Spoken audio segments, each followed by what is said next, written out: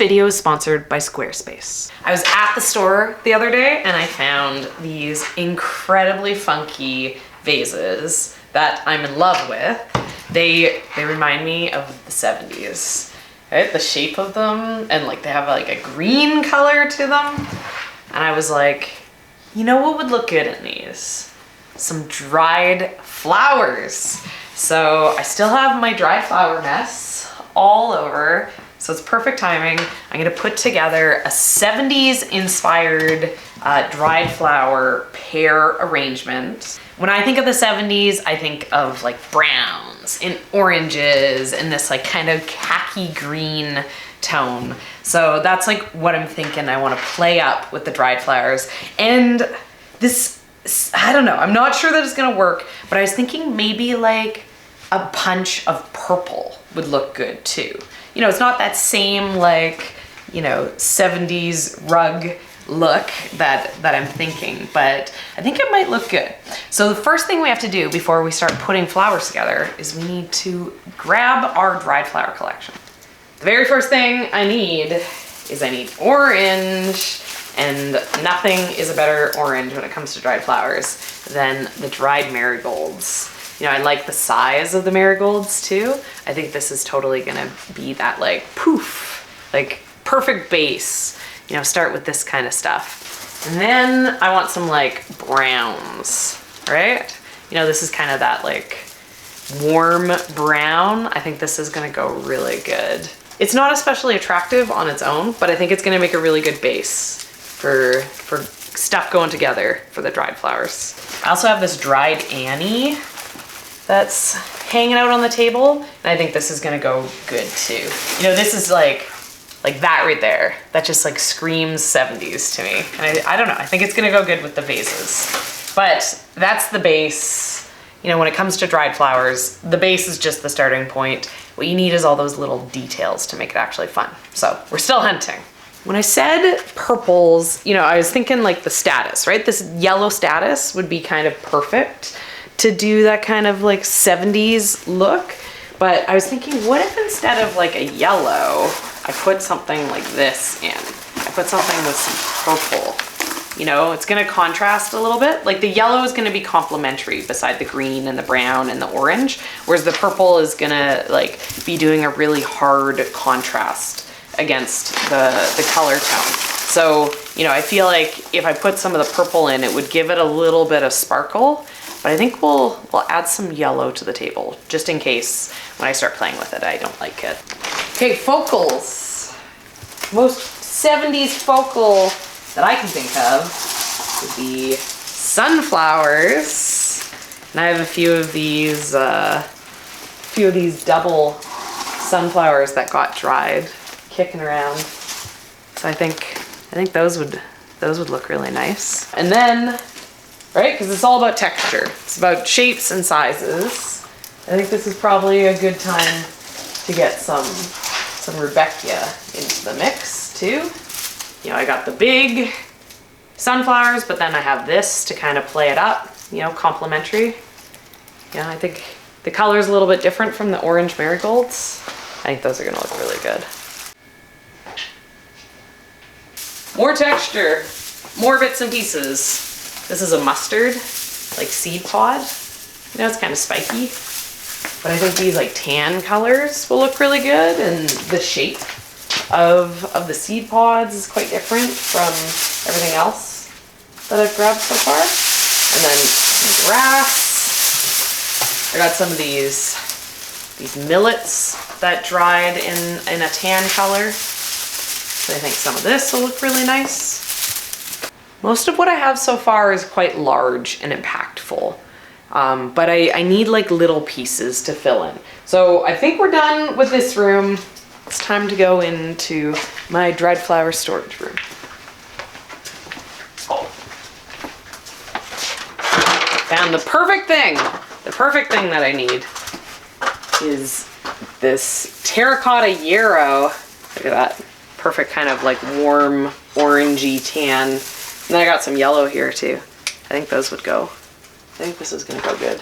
And this is perfect. The shape of this is like more of a disc. This is gonna add some contrast. Ooh, and look at this. Green zinnias. Those are kind of fun too. A little bit different. I think that'll still work with the colors we got going. I'm overwhelmed by choices. There's a lot in here. Oh, this looks good. Brown lisianthus. It's like perfect. I'm liking this. I'm liking this like mix. I think this is gonna turn out really good. I think more little flowers. I need to find like some orange straw flowers or yellow straw flowers, I think. Ooh, or this.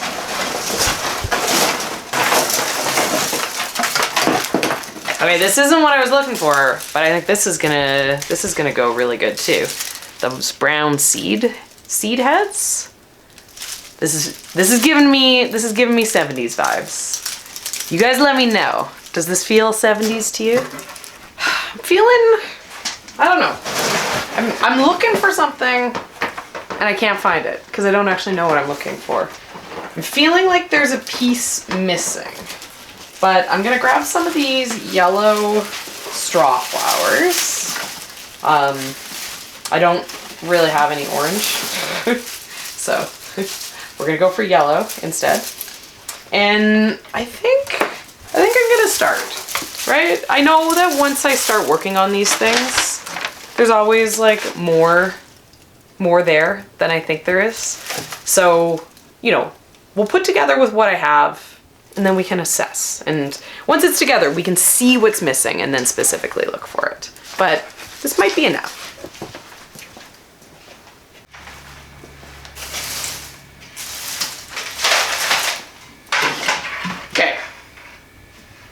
I do have quite a collection, so I got some stuff to work with here. I think the first thing I'm gonna do is I'm gonna put in the marigolds, because I think my plan is that I'm gonna kind of have the marigolds sitting down a little bit. My other kind of like filler base are all quite spiky, right? So this is my Sweet Annie. They're kind of long and green. This, I don't even know what this is. It's long and brown. It's like a spike. You know, even these like seed pods, they're very tall. The only thing that's gonna kind of like give like shape is these marigolds. And my goal with these vases is kind of to create something that's like as shaped out as the vase itself.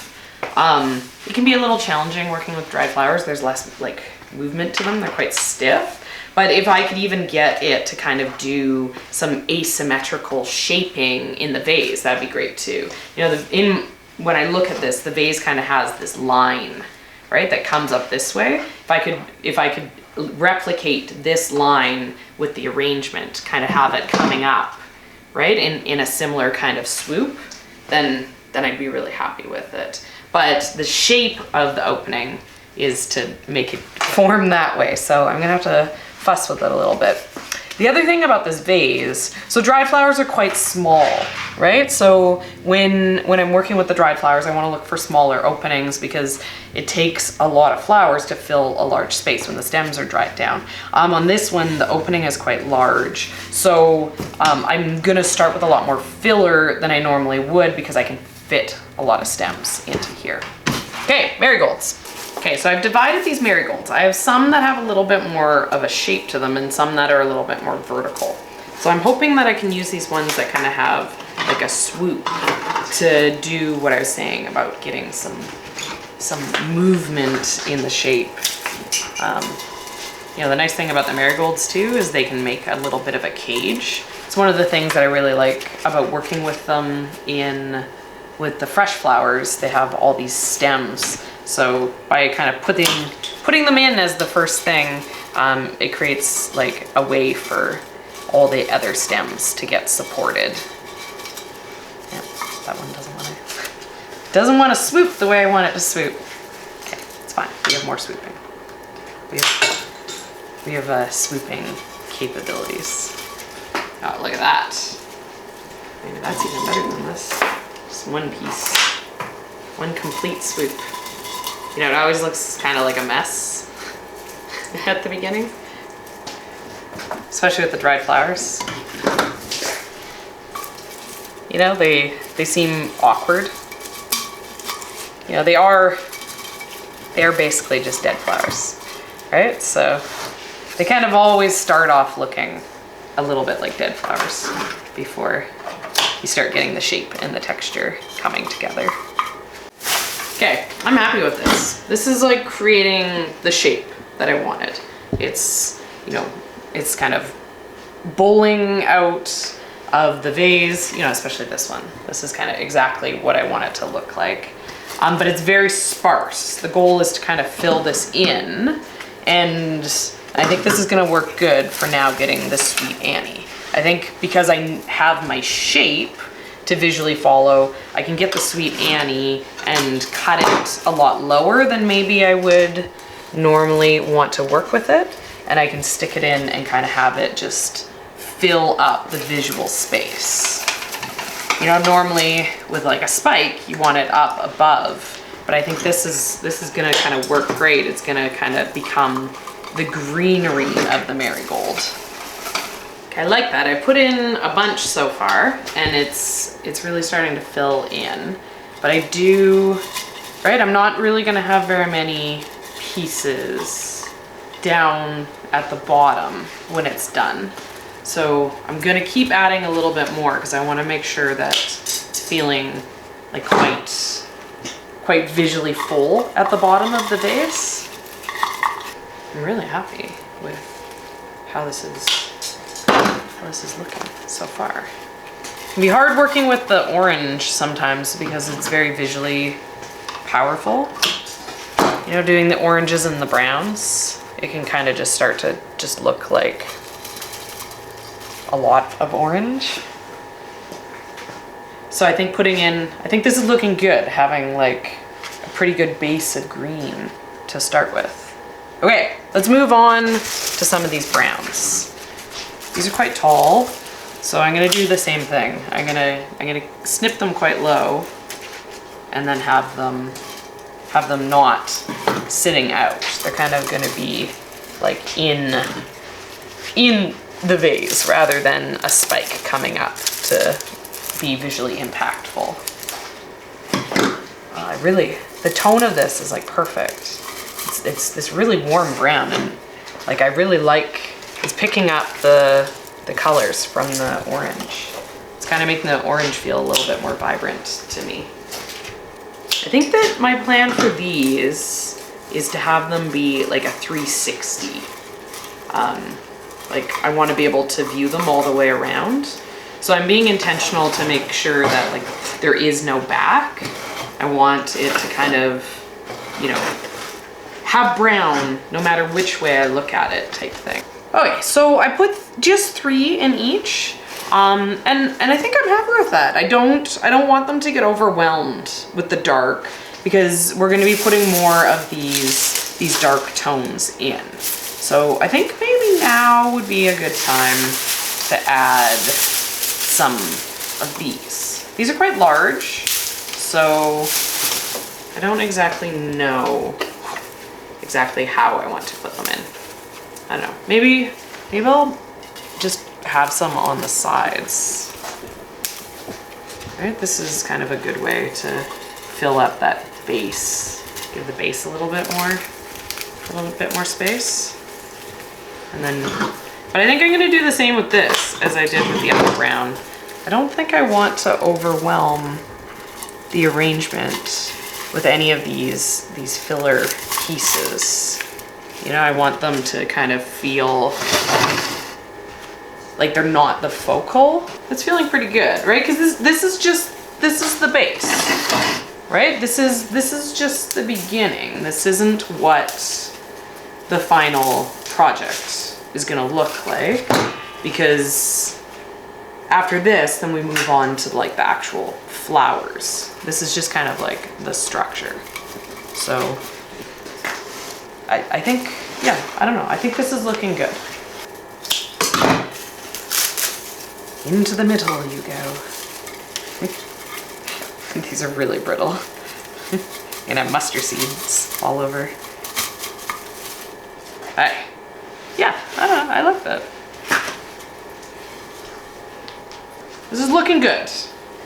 I know it looks bad right now, but this is looking good. I'm having a vision. I'm seeing it come together. Okay, let's make some workspace here.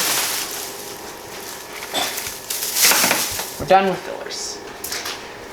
Now it's time for some dark. You know, and I guess now would be the time to decide how I'm feeling about this purple. Normally I like that contrast. Orange and purple, blue and yellow, you know, anything that's like gonna be really stark against each other. But I don't know, I mean, stark contrasts aren't necessarily 70s. And I also don't know that I want to put the yellow in. I think maybe I want the only vibrant colors to be the orange, I think. I think I want like a really muted palette now that I'm, you know, standing here and looking at it. You know, maybe I'd put in some of this yellow yarrow, but I think the status is just, it's too much. So let's do the yarrow next. The yarrow's nice. One of the things that's great about the yarrow, both fresh or dry, is it can be a filler, but it also can be like a focal. It can also be kind of like a disc style flower.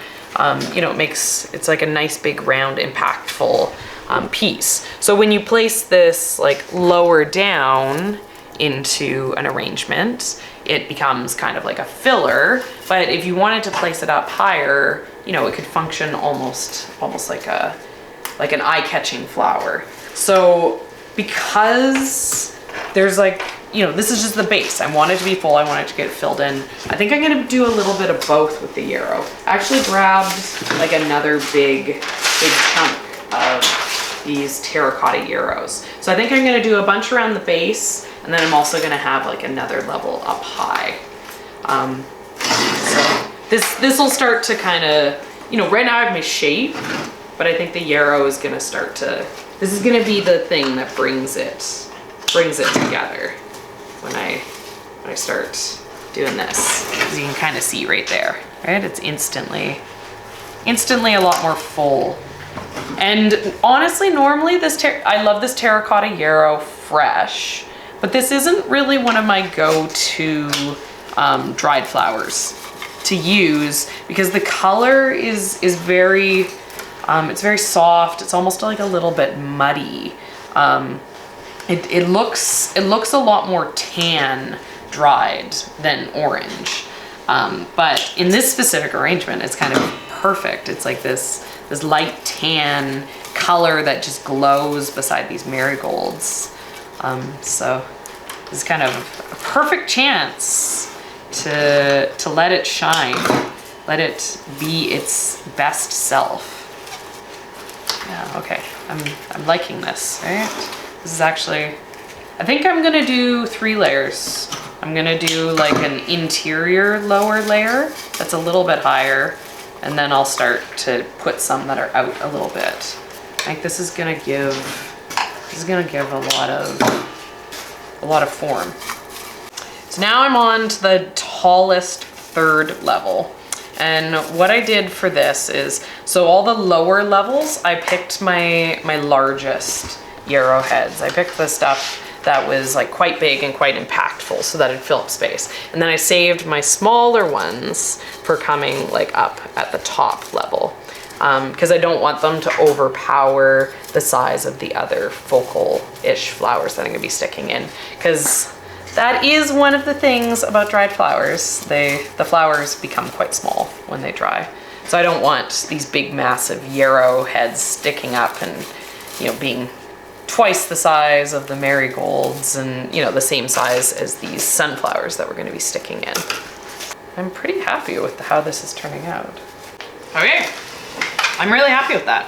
I think that was like really transformative. And, you know, I really like the color tone. that these are turning out to be. You know, I started being like, I'm gonna do something that's gonna be super contrasting, and now I'm kind of going for this like very neutral palette, but I really like it. And I feel like the yarrow is like, the texture of it is like very complementary to this this glazing on the vase. So, okay, but now more, right? We're gonna have the focals. Right, this is gonna be kind of like the main flower look. So I don't know if I should put that in now and then fill in the extra pieces after. I guess maybe, right? I don't want to, the sunflowers are a little bit large on the stems, so I don't want to take up all the space in the vase and then have to fight. To get these to fit in. But because these are the focals, these are gonna sit up higher. So let's pick the two biggest ones first so that each of these get a nice big sunflower. I find like for drying sunflowers, I don't have a ton of luck with them. I don't know if I'm drying them too late in their maturity, but I find often when I dry them, all the petals fall off and all I end up with is a brown disc. So I stopped drying them except for these doubles. I really like these doubles because when they're dry, they have, you know, they have like 1,000 petals on them because they're doubles, and so when they're dry, they still have lots of petals. So, you know, don't feel bad if you try drying sunflowers and they look bad, because I did the same thing too. Okay, I like that. Okay, let's see. We're gonna keep going through. Find the two best ones, stick them in. Make sure we don't spoil one vase and leave the other one feeling kind of empty. Okay, and then because these are, I want these to be 360, I'm gonna have like alternate the direction that the flowers face. I'm liking this. I'm liking this a lot.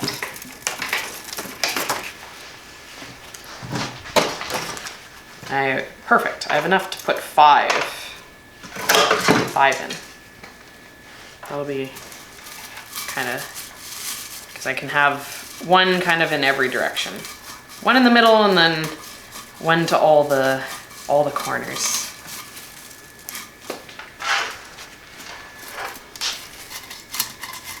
You know, I have so many of the Rudbeckia. I'm not worried about running out of flowers on this.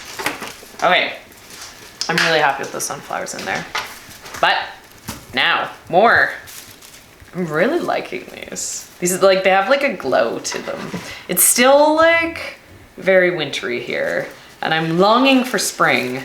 So getting this kind of like glow of summer color is doing good things for me, guys.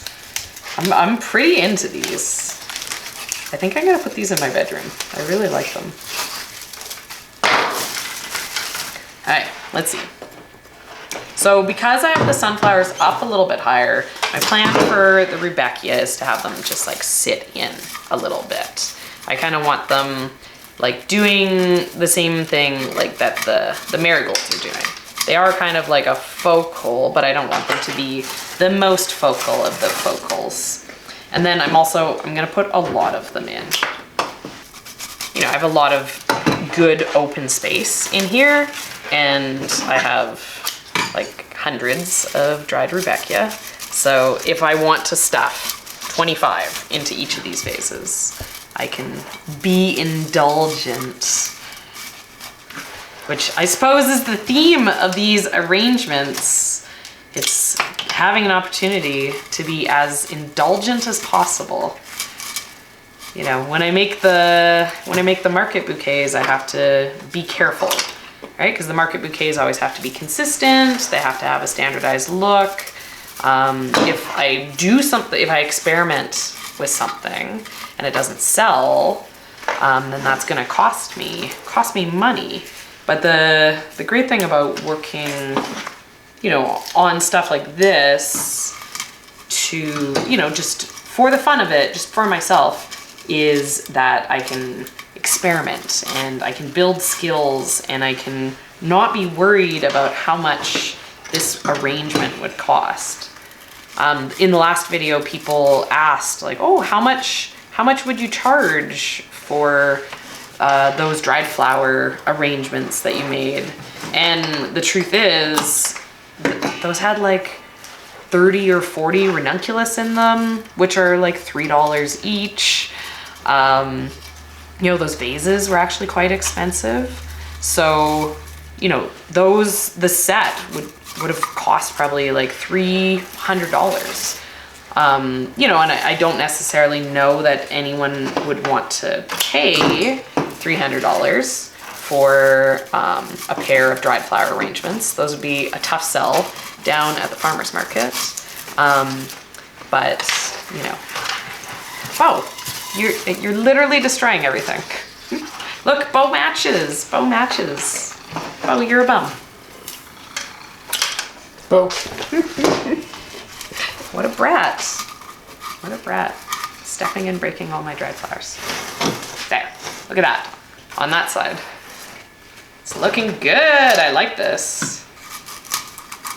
I really like, one of the things that I like about the Rudbeckia is the way the petals, I hang them upside down to dry and then the petals hang down. And so then when they dry, they have these like twisty, pokey petals that remind me of like when you have your hair down, like the top's down in a convertible and your hair is flying everywhere. You know, they're fun. Like lots of movement, lots of excitement in the shape of them for me. Oh, you're not helping. I don't think you think you're helping, but you're specifically not helping.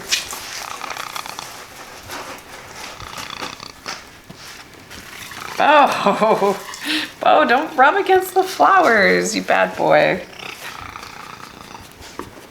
Bo, you're too cute. Do I need to decorate you? I need to make you a little flower crown?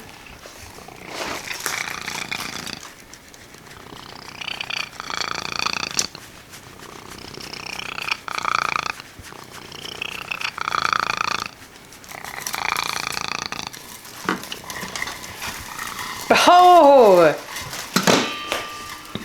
Bad boy. Okay, despite Bo's best efforts, I got the Rudbeckia in. And I like them. I think they look pretty good. They're like feeling close to done. You know, I had these zinnias, but I think that I'm really liking the petal movement. I think if I put these zinnias in, they'll be just a little bit too heavy. They just pair, the shape of them is too similar to the marigolds.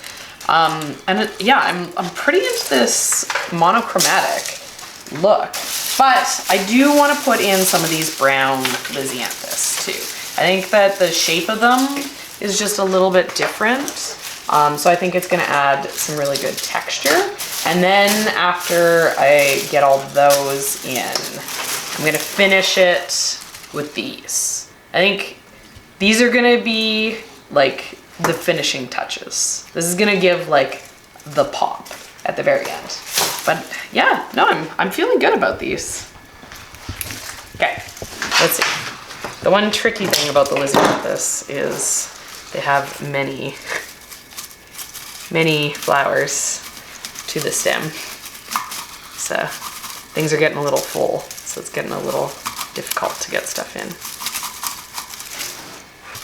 The other nice thing is once things start to get kind of full on like the dried flowers, you can actually not shove the stems all the way into the vase. You can just kind of have them placed into the mess, into the tangle, and they'll hold quite well. There's no water, so you don't have to worry about them being in the water. I like this. It's not really adding much, it's pretty subtle.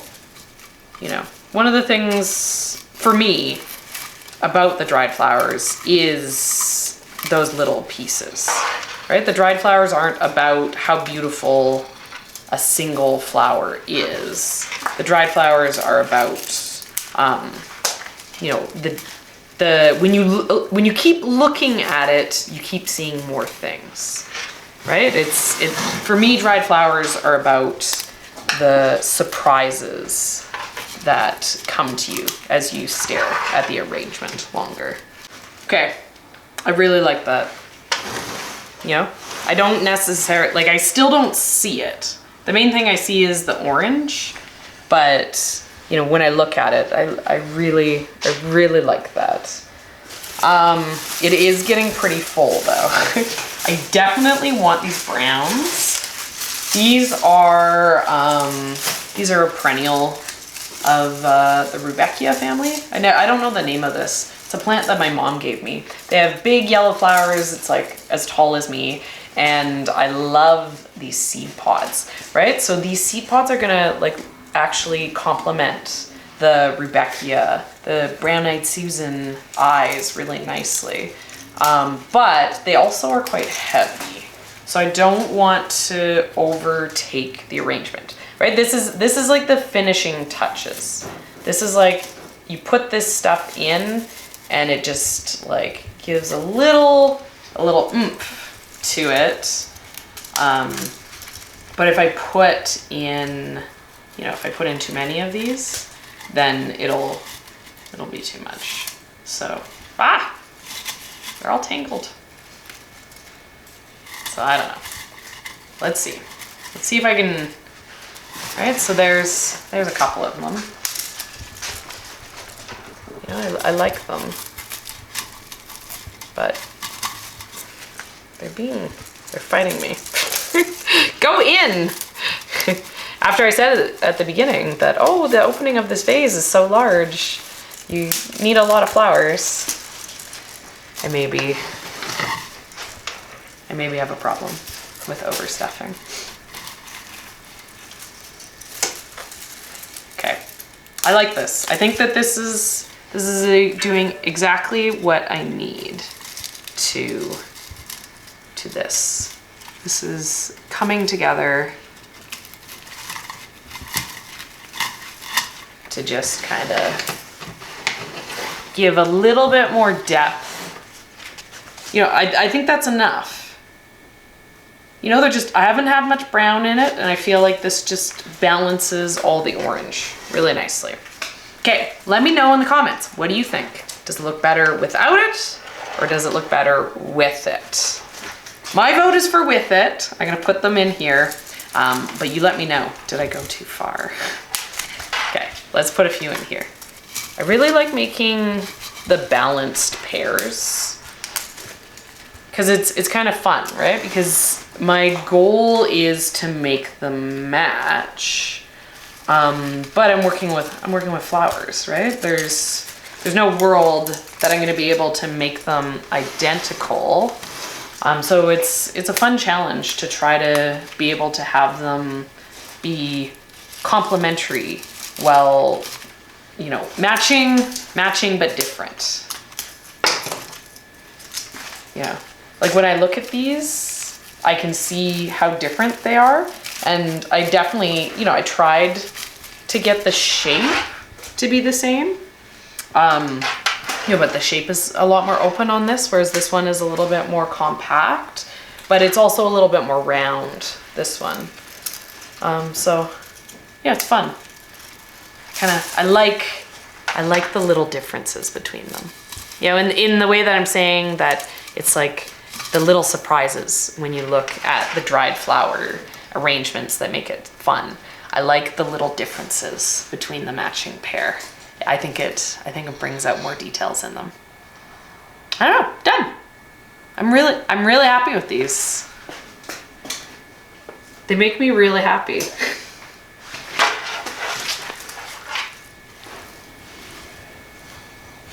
My friends.